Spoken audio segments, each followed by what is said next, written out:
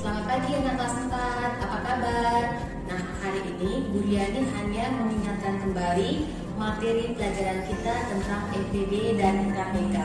Nah, Ibu mengulang aja ya. Ini kelipatan, faktor. Yang namanya kelipatan berarti bilangan itu diulang-ulang. Contohnya misalnya kelipatan 2. Maka kelipatan 2 sama dengan mulai dari angka 2 ya. Mulai dari angka 2, yaitu 2, 4, 6, 8, 10, 12, dan seterusnya. Kalau matematika, tanda titik 3 artinya adalah dan seterusnya. Kemudian kelipatan angka yang lain, misalnya 8, nanti kamu buat lagi dan seterusnya. Kemudian kita masuk kepada faktor. Nah, bilangan faktor artinya adalah bilangan yang bisa kita kalikan yang hasilnya adalah bilangan itu. Misalnya faktor 8. Angka berapa saja yang dikalikan menghasilkan 8. Contohnya adalah 1, 2, 4, 8. Artinya 1 kali 8, 8. 2 dikali 4, 8. 4 kali 2 juga 8. Nah, selanjutnya Ibu membahas lagi tentang kelipatan persekutuan. Kelipatan persekutuan artinya ada di bilangan pertama, juga ada di bilangan kedua. Misalnya kelipatan persekutuan antara 2 dan 6. Maka kelipatan 2 apa saja? 2, kelipatan 2 adalah 2, 4, 6, 8, 10, 12, 14, dan seterusnya. Kemudian kelipatan 6. Kelipatan 6 mulai dari 6, 12, 18, 24, dan seterusnya. Arti kelipatan persekutuan ada di bilangan 2, ada di bilangan 6. Maka kita cari. Oh, 6. Ada di angka 2, juga ada di angka 6. Kemudian 12.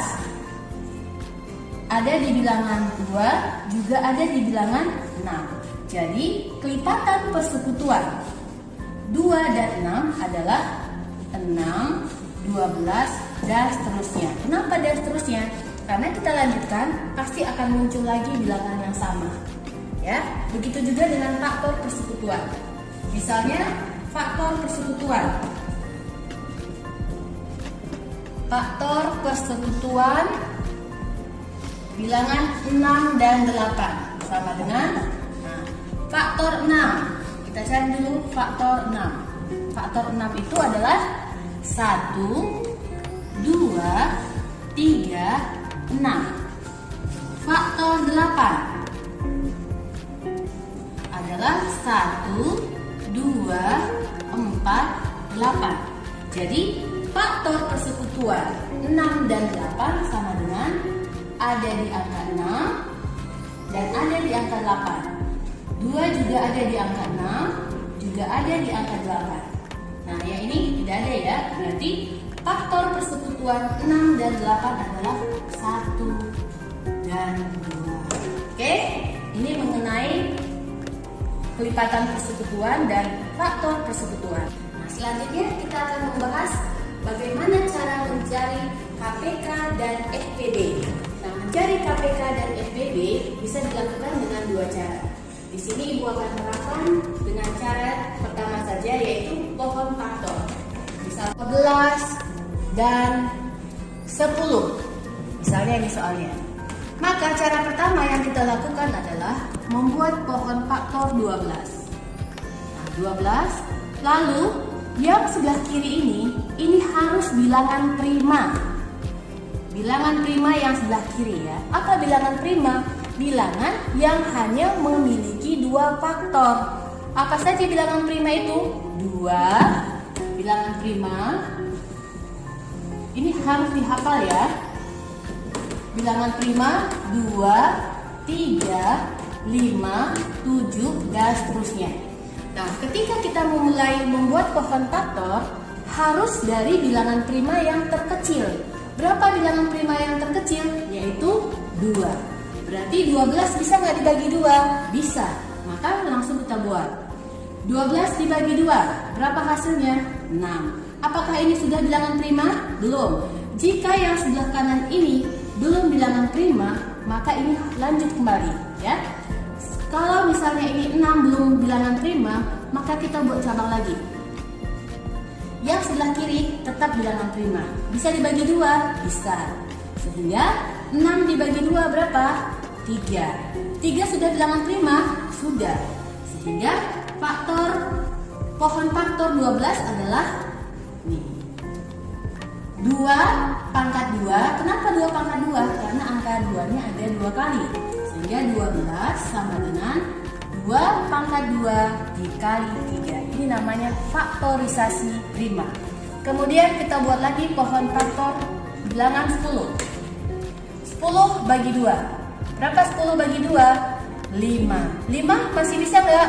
Sudah cukup karena ini sudah bilangan prima. Sehingga 10 sama dengan 2, karena hanya satu kali berarti tidak usah dipangkat. 2 dikali 5. Nah, ini faktorisasinya. Menentukan KPK, cari bilangan yang sama, ambil pangkat paling besar. Di sini ada bilangan yang sama yaitu 2 dengan 2. Karena itu KPK, maka ambil yang pangkat paling besar yaitu 2 pangkat 2. Kemudian rumusnya lagi KPK, cari bilangan yang sama, ambil pangkat paling besar, kemudian ambil bilangan yang berbeda. Sehingga 2 kali 2, 3 bilangan beda boleh diambil, 5 bilangan beda juga diambil. Jadi KPK-nya adalah 2 pangkat 2 kali 3 kali 5. Apakah ini sudah selesai? Belum, harus sampai dapat hasil. 2 pangkat 2, berapa 2 pangkat 2? 4. Dikali 3 dikali 5. 4 dikali 3 berapa? 12. Kemudian 12 dikali 5 sama dengan 60. Jadi KPK 10 dan 12 adalah 60. Bagaimana dengan EPB? Jika ini dari pohon faktor, dari faktorisasi ini kita mencari EPB, mudah juga, ya. EPB faktor persekutuan terbesar dari 10 dan 12 adalah rumusnya cari bilangan yang sama, ambil pangkat paling kecil. Jadi 2 dengan 2 pangkat 2, maka ambil pangkat paling kecil yaitu 2. Kemudian ambil bilangan yang sama. Kalau FEB jika tidak sama, dia tidak masuk. Jadi 3 tidak ada di angka 10, 5 tidak ada di angka 12, maka FPB-nya adalah 2. Paham anak-anak? Nah, jadi kuncinya adalah ketika membuat pohon faktor, sebelah kiri ini harus bilangan prima. Karena Bu Yani lihat masih ada kemarin membuat bilangan primanya letaknya berbeda-beda, ya. Kemudian untuk FPB, Ibu ingatkan kembali. Jika misalnya di faktorisasinya tidak ada bilangan yang sama, misalnya 2 pangkat 2 kali 3. Kemudian di sini 5. Tidak ada di bilangan yang atas, tidak ada bilangan yang di bawah sama, maka FPB-nya adalah 1. Selanjutnya, jika dalam soal cerita kita mau menentukan apakah yang ditanyakan FPB atau KPK, maka kalian harus mengenali soal cerita FPB dan KPK. Ingat ciri-ciri soal cerita KPK, maka ada kata kapan mereka bertemu lagi, paling, nah kata paling dan kapan mereka itu adalah ciri-ciri kalimat di dalam soal cerita KPK. Kemudian kalau dia FPB, maka ditanya adalah berapa bagian. Nah, itu saja kunci di dalam soal cerita menentukan FPB dan KPK. Mudah-mudahan apa yang Ibu jelaskan ini, rangkuman materi kita dari awal sampai akhir, kalian bisa pahami. Selamat belajar, Tuhan memberkati. Tetap semangat, salam sama orang tua.